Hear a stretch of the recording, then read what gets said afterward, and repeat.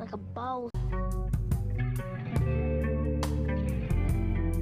All right, ladies, so look, the first sign that a guy does not respect you, and I'm gonna give you guys a bonus at the end, another one, right? But there's something about respect that comes with unpredictability. When you cannot predict something, you respect it. When you cannot predict nature, you're more afraid of it. When you cannot predict whether or not this person who you're talking to likes you, you respect them more. You walk around with more careful. You know what I'm saying? Why? Because when he's able to predict you, that means you're acting out of emotion. That means you're very predictable. He could read you like a fiddle. He could just read you very easily, right? And the reason why he could read you is because you're acting out of emotion. You're not acting out of strategy. And no matter how much you like this motherfucker, you gotta be unpredictable.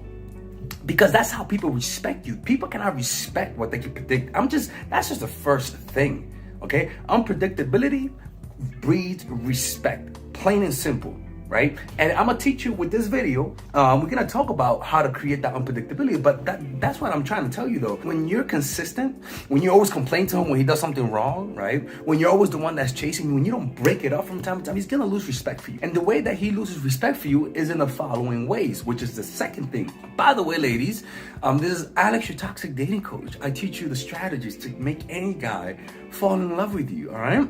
And if you need one-on-one coaching, don't forget, go to mindfulattraction.org. You can see it in the card up there, right? You can get one-on-one coaching for 15, 30, or 45 minutes, right? I also have courses for single people, like the psychological game of attraction. I have courses for people who are in relationship, like natural chemistry. I have a book club, you know what I'm saying, where you can ask me questions and I'll make a video about it for only $25 a month. Go check it out when I'm closing this channel. You don't want me to do that, do you? Of course you don't. Of course you don't.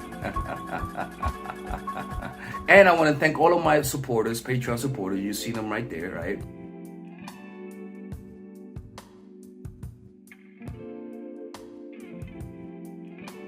I want to thank them all because you guys have allowed us to increase the quality of the video.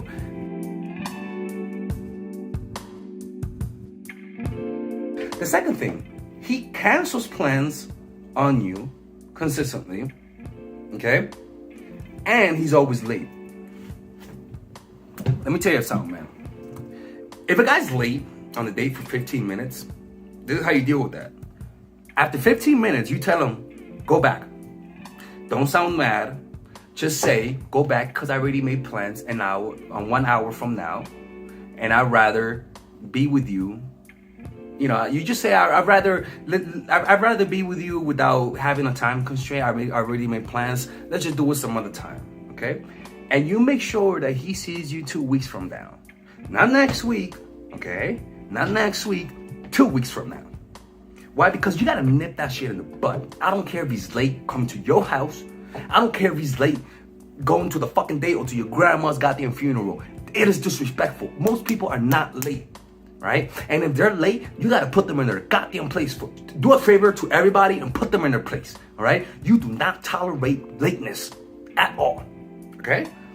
Second thing, if this motherfucker is late, there are two things you could do. One, if he cancels last minute without giving you an option, without saying, hey, I can't see you now, can I see you next week? If he doesn't do that, don't respond. Don't respond. Don't even respond to that, okay? Don't even respond to that. Or don't respond to that and tell people to watch my channel. Leave him on red. Let him double text you, okay? And after he texts you and says, hey baby, what's going on? Then you're gonna say, nothing wrong. I read your text. It's okay, man. You let it be. You're not gonna ask him out no more. He's gonna ask you out. And if he does cancels on you and then gives you another date, okay? If he gives you another date while he cancels on you, don't see him next week. Don't see him 2 weeks from now, 3 weeks from now. Punish that motherfucker. Make him wait. Make him wait. But what if he does? What if he forgets you? Well, he didn't like you. Shut the fuck up, okay? They don't like you, okay? Nobody forgets you don't forget your phone. Only if you don't value it, you forget your phone, okay? So 3 weeks from now, I can promise you he's not gonna be late, okay? Because I made that mistake with a woman. I let her do that because she was coming to my fucking place, right? I didn't realize that the rule still applied, even if it's my place. It's so stupid, man.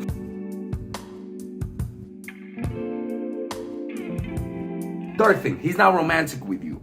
He doesn't put the time in. He doesn't think about how can I impress her. Those romanticism comes from a creative desire to please you, to make you happy. So he doesn't think, how do I impress her? He doesn't think maybe she'll love this. He doesn't think about that. He doesn't look for ways. He's not looking for scavenging for things to make you happy. He never takes you to dinner. He never even puts the effort. I don't care how poor he is. Take you somewhere where it's not the same. Like, do something, nigga. Goddamn. What I'm trying to say is that when a guy's not romantic, he's not thoughtful. He doesn't respect you enough. He thinks you're always gonna be there. He thinks you won't stop liking him. That's disrespectful. He should always feel like he's behind the ball. Always feel like he's behind the ball. And if he doesn't feel that way, that means you're putting him in that position. You're giving him that power. You're being too unpredictable. You're being too forgiving. Why is Alex mad? Don't ask that question, okay? The next point is this.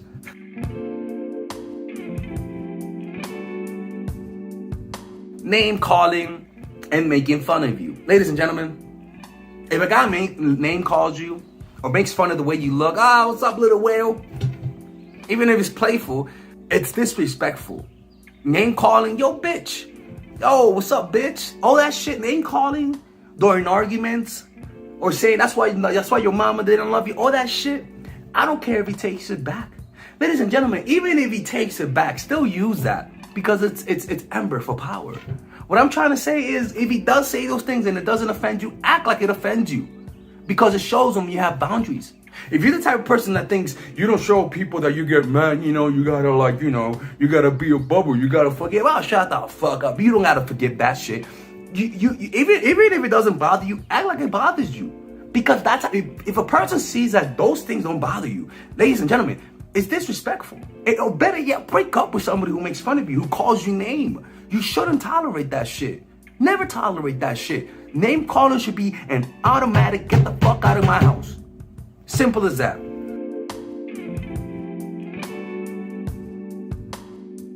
And now this is the bonus one. Checks out other women around you. Unless you guys have agreed upon and you guys have a little three-way agreement or an open agreement. Okay? If a guy's always checking out women now, always breaking his goddamn neck and not just using the hole and not using the side-eye technique, he doesn't respect you. And along those lines, if he's cheating on you, always asking you about your friend, that guy does not respect you. Can I fuck your girl? Shut the fuck up. If I don't bring it up, you don't bring that shit up. And obviously cheating means they don't respect you. I mean, I'm just being honest with you. Ladies and gentlemen, I know this sounds like fucking obvious common sense type of shit. I know that. I get it. But we let this shit happen all the fucking time. All the fucking time. And the worst thing is when somebody clearly disrespects you and then the next day acts like nothing happened. Ladies and gentlemen, do not tell people you watch my channel and you tolerate that. That is not what I teach. That is not what I teach, and that is not how I want you guys to live your dating lives. Because if you don't listen to what I just said, these are the general things of it. If you just, these are the things that I told you are the little things that you could just nip it in the butt. Because if you actually confront him about this bullshit, he'll end up respecting you or leaving you. But either way, if he leaves you, he still leaves respecting you, and respect should be the number one thing you should be looking for, and then dick. All right. Now, I'm not going to be mean to you. I just need to be hard on you because sometimes people are hard-headed when they love somebody. Okay? All right, ladies and gentlemen, if you guys ever want to learn how to use your feminine energy to influence people, learn how to use your masculine energy to become more assertive, and also learn how to blend both energies to improve your dating life, your spiritual life, honestly, your relationship life, your family life, your career life, this is the course for you. If I had to make a course for my nieces, I have two nieces, one is 19 and one is 15.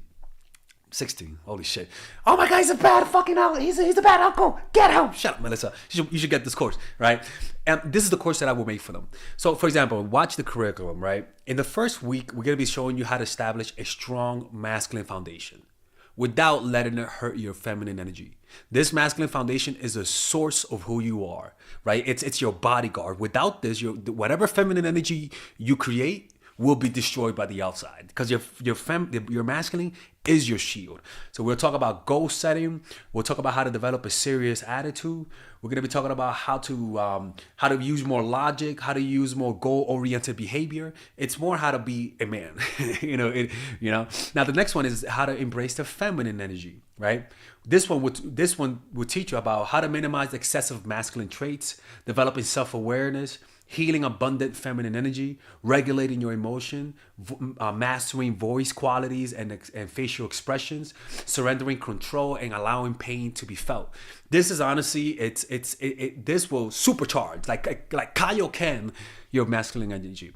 After that, we have femininity in the workplace, and how to be feminine in the workplace without letting people take advantage of you, and the nuances of how women on power should behave versus women who are subordinates in the workplace, and even the dress code. This is based on psychology, people. It's kind of insane. I'm actually excited about this one. The next week, we talk about navigating the labyrinth of male and female friendship, and this a lot of women find confusing, so we talk about that. And how to identify envious friends, how to identify the good friends, how to keep male friends, and how to keep female friends. Week 5, we talk about how to release the burden of the past and stop and destroy mental projections. This is actually really powerful. And then week 6, we talk about how to increase your observational power so that you could read people better. And we have a bunch of bonuses. The course starts at $99, and you guys can pre-order the course today at $69 before it goes out. If you're watching this, most likely I'm in the meditation retreat, so most likely I will be praying for all of you guys. And just click on the description down below of the video. Right there, you'll see it, and you could pre-order that course. It's gonna be out by the end of next month or the beginning of February of March. One of the two, people, because I have a 10-day retreat to do, and I want to finish the course after the retreat, because I think the ideas are gonna be so much better. All right, man. I'll see you guys later. Pre-order, man. I'm closing the channel.